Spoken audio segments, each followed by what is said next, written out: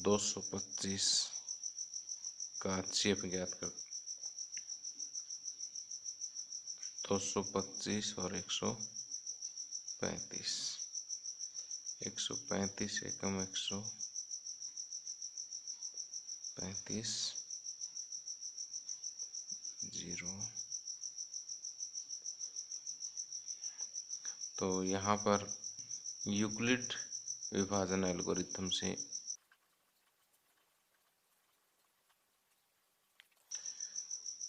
225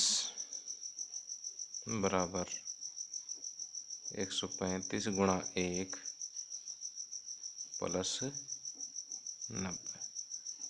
यहाँ R 0 नहीं है, इसलिए 135 और 90 के लिए फिर से यूक्लिड विभाजन प्रमेय का रिपीट होगी।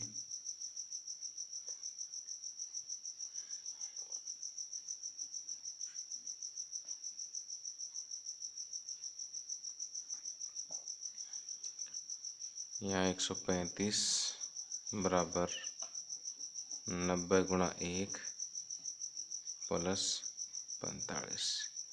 यहाँ से फिर देखते हैं कि रिमाइंडर 0 नहीं है, तो फिर 90 और 45 के लिए यूक्लिड विभाजन प्रमेय का फिर से रिपीट करेंगे।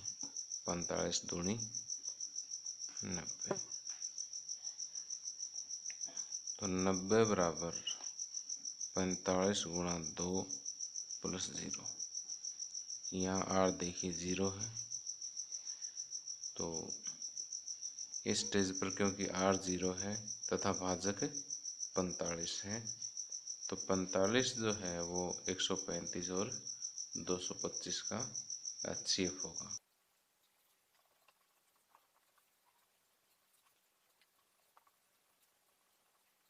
क्योंकि यहाँ शेषफल 0 है तथा भाजक 45 है, इसलिए HCF हो 135 एंड 225 क्या होगा 45। अब पार्ट सेकंड 196 और 38,220। यहाँ हम देखते हैं कि 38,220 196 से बड़ा है, इसलिए 38,220 को 196 से भाग करते हैं। 196 एकम 196,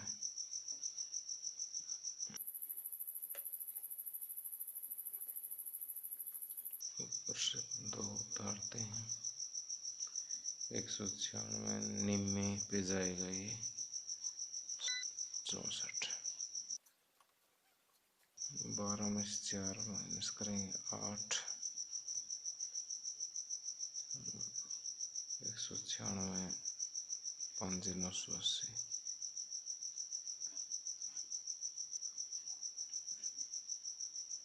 तो यहाँ देखिए पहले स्टेप में ही शेषफल क्या आ गया 0 आ गया, तो इसलिए 196 और 38,220 इन दोनों का HCF क्या होगा 196। तो हम यहाँ लिखेंगे यूक्लिड विभाजन एल्गोरिथम से 38,220 बराबर 196 गुणा में 195 प्लस 0। तो क्योंकि शेषफल 0 है तथा भाजक 196 है, इसलिए 196 और 38,220 का HCF 196 होगा। आगे पार्ट 3 867 और 255। तो यहाँ हम देखते हैं कि 867 255 से बड़ा है, इसलिए 867 को 255 से भाग देते हैं। 3 से गुणा करेंगे तो यह आएगा 765। 2 0 और 1।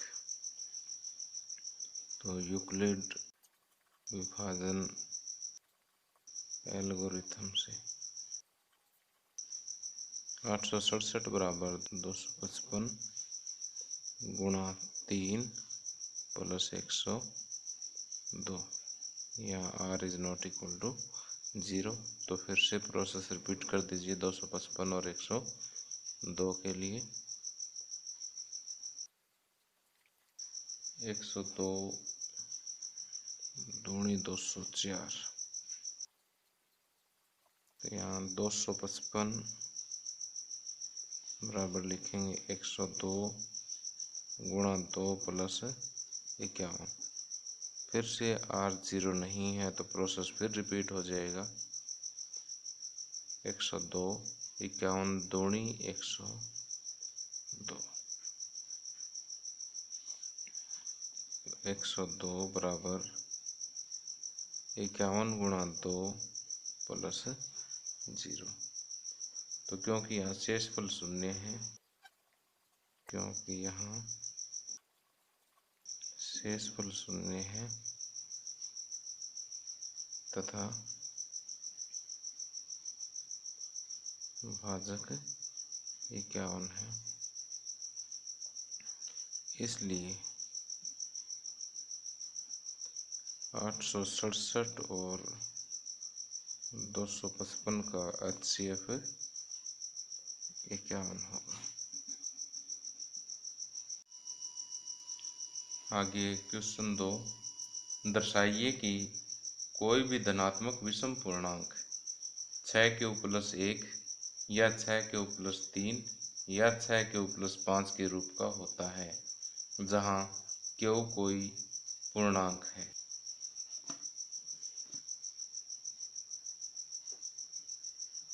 माना ये एक धनात्मक विषम पूर्णांक है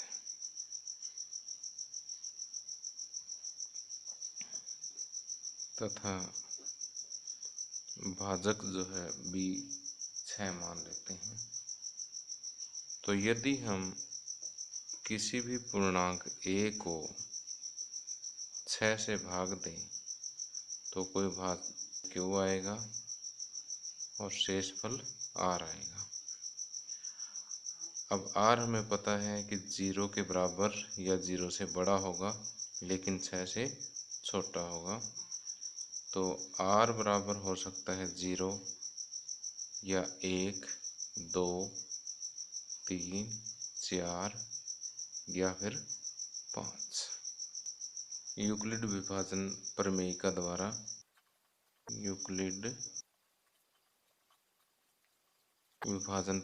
द्वारा A बराबर 6Q प्लस R, जहाँ R बराबर 0 1 2 3 4 या 5। इसलिए A जो है वो किस किस रूप का हो सकता है? A संख्याओं 6Q के रूप का हो सकता है। यदि R बराबर हम 0 लें, R बराबर 1 लें तो 6Q प्लस 1। R बराबर 2 लोगे तो 6Q प्लस 2। R बराबर 3 लेते हैं तो 6Q प्लस 3। R बराबर 4 लेते हैं तो 6Q प्लस 4। R बराबर 5 लेते हैं तो 6Q प्लस 5 तो के रूप का हो सकता है। तो A संख्याओं 6Q, 6Q plus 1, 6Q plus 2, 6Q plus 3, 6Q plus 4 या 6Q प्लस 5 के रूप का हो सकता है। अब क्योंकि ए एक विषम पूर्णांक है, क्योंकि ए एक विषम पूर्णांक है,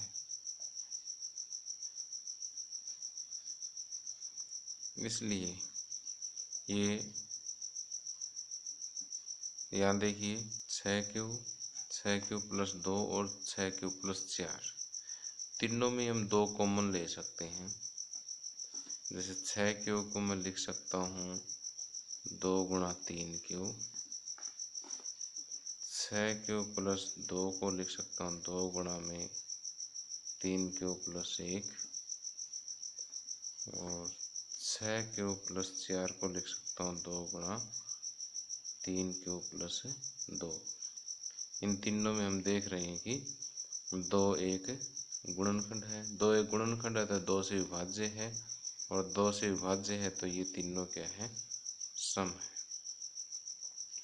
तो ए क्योंकि विषम पूर्णांक है इसलिए ये इन तीनों के रूप का नहीं हो सकता। क्योंकि ए एक विषम पूर्णांक है इसलिए ये है 6 क्यूब प्लस 2 या 6 क्यूब प्लस 4 के रूप का नहीं हो सकता, क्योंकि ये तीनों 2 से विभाज्य हैं। अतः कोई धनात्मक विषम पूर्णांक 6 क्यूब प्लस 1, 6 क्यूब प्लस 3 या 6 क्यूब प्लस 5 के रूप का हो सकता है।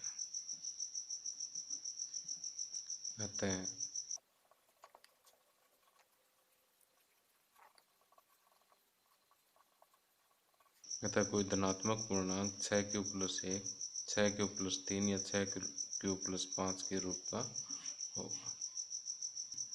आगे क्वेश्चन 3, किसी परेड में 616 सदस्यों वाली एक सेना यानी आर्मी की टुकड़ी को 32 सदस्यों वाले एक आर्मी बैंड के पीछे मार्च करना है। दोनों समूह को समान संख्या वाले स्तंभों में मार्च करना है। उन स्तंभों की अधिकतम संख्या क्या है जिनमें वे मार्च कर सकते हैं। स्तंभों की अधिकतम संख्या 616 और 32 का HCF होगा। स्तंभों की अधिकतम संख्या बराबर 616 और 32 का HCF होगी। तो आइए 616 और 32 का HCF ज्ञात करते हैं। तो यहाँ हम देखते हैं कि 616 बड़ा है 32 से, इसलिए 616 को और 32 का HCF ज्ञात करते हैं। 32 एकम 32,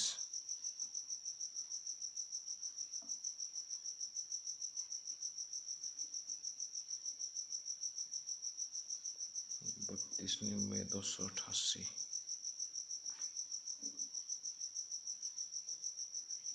8 शेष बच गए हैं। इसलिए यूक्लिड विभाजन एल्गोरिथम से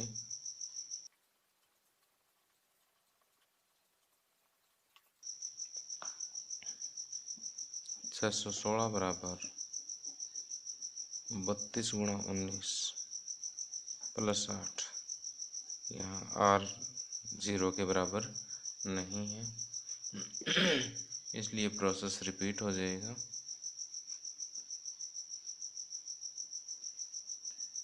8 और 32 के लिए 8 चौके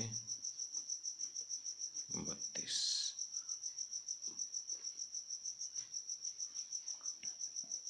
32 बराबर 8 गुणा 4 प्लस 0, यहाँ रिमाइंडर क्योंकि 0 आ गया है इसलिए 32 और 216 का HCF 8 होगा, क्योंकि यहाँ शेषफल 0 है और भाजक 8 है।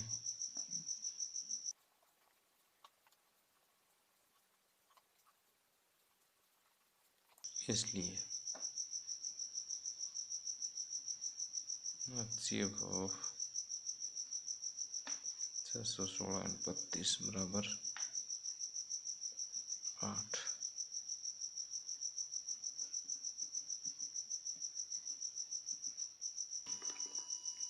आगे क्वेश्चन 4, यूक्लिड विभाजन प्रमेयिका का प्रयोग करके दर्शाइए कि किसी धनात्मक पूर्णांक का वर्ग किसी पूर्णांक m के लिए 3m या 3m प्लस 1 के रूप का होता है।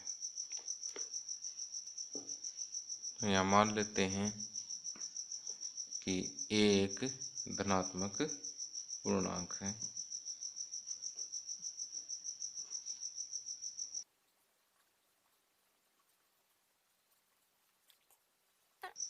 यदि b बराबर 3 हो तो a 3q प्लस 1 या 3q प्लस 2 के रूप का होगा। अब केस फर्स्ट लेते हैं। पहली अवस्था में हिंदी में लिख सकते हैं, पहली यदि a बराबर 3q हो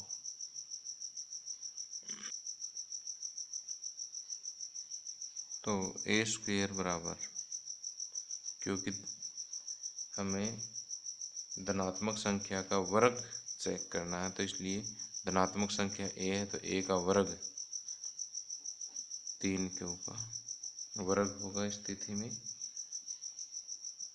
3q का वर्ग 3 तिये 9q स्क्वायर। 9q स्क्वायर को मैं लिख सकता हूँ 3 गुणा 3q स्क्वायर, तो 3। अब इतने इतने को हम m मान लेते हैं तो a स्क्वायर बराबर 3m, जहाँ m बराबर 3q स्क्वायर। अब दूसरे केस में या दूसरी अवस्था में यदि a बराबर 3q प्लस 1 लें, यदि a बराबर 3q प्लस 1 हो तो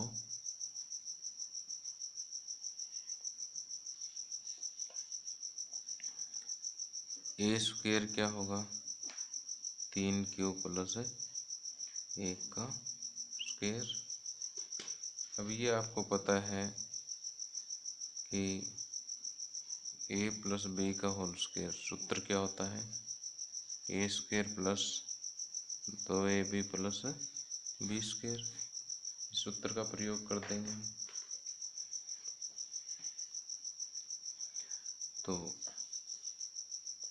a स्क्वायर यानी 3q स्क्वायर प्लस 2ab यानी 2 गुणा 3q गुणा 1 प्लस सेकंड यानी 1 का स्क्वायर, ये आ जाएगा 9q square plus 6q plus 1। अब इन दोनों में से 3q कॉमन ले लेते हैं, 3q प्लस 2 प्लस 1। अब इतने इतने फैक्टर को मैं m मान लेता हूँ, 3m प्लस 1, जहाँ m बराबर q इंटू 3q प्लस। अब तीसरी अवस्था में a बराबर 3 क्यू प्लस ए बराबर 3 क्यू प्लस 2। तो ए स्क्वेयर बराबर क्या होगा 3 क्यू प्लस 2 का होल स्क्वेयर। यहाँ पे फिर ए प्लस बी का होल स्क्वेयर का सूत्र लगाएंगे। 3 क्यू स्क्वेयर प्लस 2 गुणा 3 क्यू गुणा 2 प्लस 2 का स्क्वेयर। 3 क्यू स्क्वेयर यानी 9 क्यू स्क्वेयर प्लस 3 दूनी 6 दूनी 12 क्यू प्लस 4। यहाँ देखिए 9 क्यू स्क्वेयर प्लस 12 क्यू, 4 को मैं लिख सकता हूँ 3 प्लस 1। इन पहले 3 में से मैं 3 कॉमन ले लेता हूँ। 3 Q square plus 4 Q plus 1 plus 1, 3m plus 1। यहाँ पर ये पूरा फैक्टर मैंने m के बराबर ले लिया, जहाँ m बराबर 3 Q square plus 4 Q plus 1। तो यहाँ देखिए तीसरे केस में भी ये किसके रूप का आया 3m प्लस 1 के रूप का। तो यहाँ से अगर हम सभी केसेस को एक बार देखें तो पहले केस में या पहली अवस्था में ये 3m के रूप का था, दूसरी अवस्था में 3m प्लस 1 के रूप का, और तीसरी अवस्था में भी हम देख रहे हैं कि ये 3m प्लस 1 के रूप का है। अतः किसी धनात्मक पूर्णांक का वर्ग 3m या 3m प्लस 1 के रूप का होगा।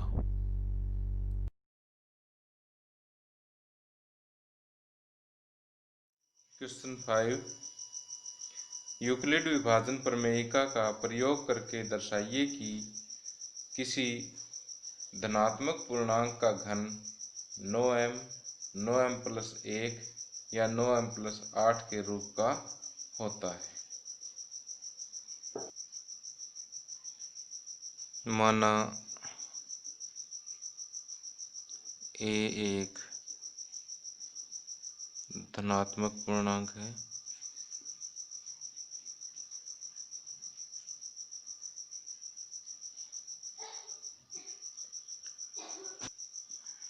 यदि b बराबर 3 लेते हैं तो a जो है वो संख्याओं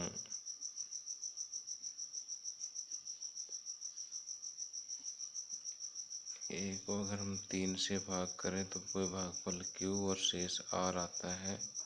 तो a जो है वो 3q प्लस r की वैल्यू होगी 0, 1 या 2। तो हम ये कह सकते हैं कि a संख्याओं 3q प्लस 1 या 3q प्लस 2 के रूप का होगा। अब हमें सिद्ध ये करना है कि a का घन 9m प्लस 1 या 9m प्लस 8 के रूप का होगा। तो पहली अवस्था में यदि a बराबर 3q हो, पहली अवस्था केस 1, यदि a बराबर 3q हो तो a का घन इधर से 3q का घन हो जाएगा। 3 का घन 3 तिये 9 तिये 27 q का घन।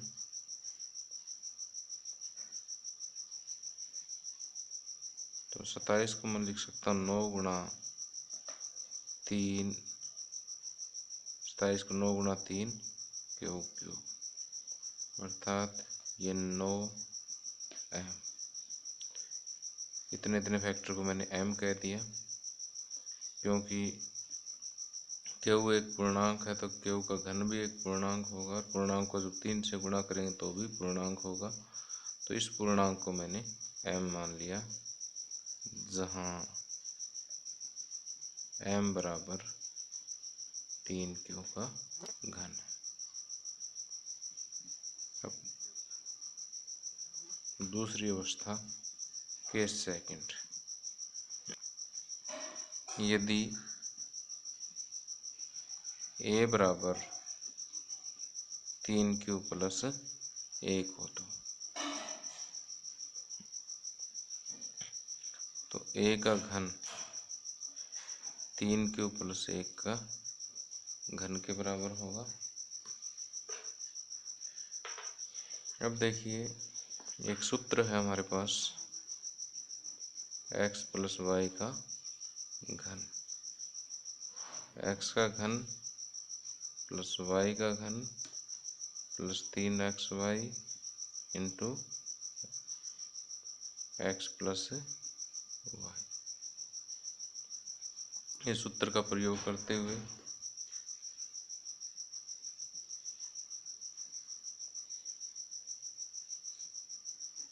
तीन क्यू का घन प्लस वाई की जगह 1 का घन प्लस 3 गुणा 3q वाई की जगह 1 गुणा 3q प्लस 1। तो ये हो जाएगा 3q का घन, 3 3 होती है 27 प्लस 1 का घन 1 प्लस 3 3 9 q गुणा 3q प्लस 1। अब ये दोनों फैक्टर देखिए, इन दोनों में से हम 9 कॉमन लेंगे। चलो एक स्टेप और कर लेते हैं। 27q प्लस 1 प्लस 9q को अंदर मल्टीप्लाई कर दीजिए, 3q स्क्वायर प्लस में q। इन दोनों फैक्टर में से 9 कॉमन ले लीजिए, 3q cube plus 3q square plus q plus ये वाला 1। अब इसको हम 9m प्लस 1 लिख सकते हैं, जहाँ m जो है ये पूरा फैक्टर है, जहाँ m बराबर 3q cube plus 3q square plus q है। तीसरी अवस्था में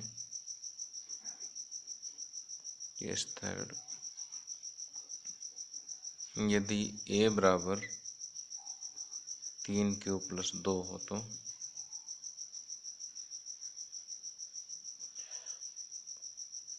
a का घन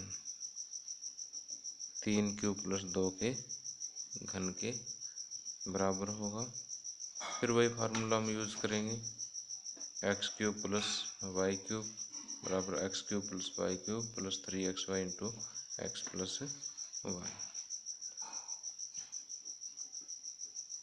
x cube plus y cube plus 3xy into x plus y. 3 3 होती है 27 क्यूब का स्क्वायर प्लस में 8, 3 3 9 दूनी 18 क्यूब गुणा 3q प्लस 2। 27 क्यूब प्लस में 8 प्लस 18 गुणा क्यू को अंदर मल्टीप्लाई कर दीजिए, 3q स्क्वायर प्लस 2q। अब इन दोनों फैक्टर में से 9 कॉमन ले लेते हैं।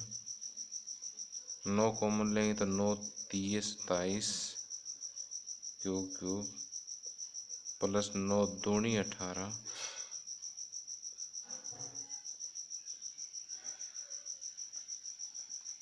प्लस में 8।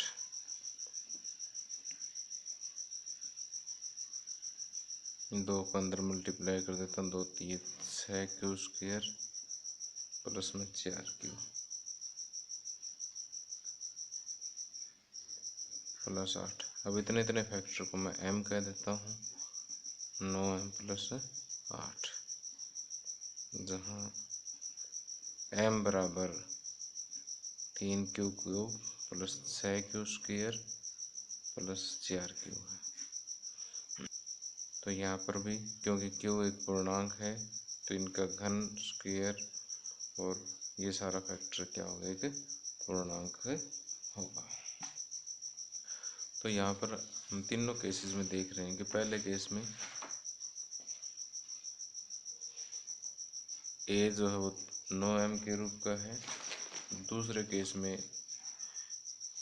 a जो है 9m प्लस 1 के रूप का है, और तीसरे केस में a जो है वो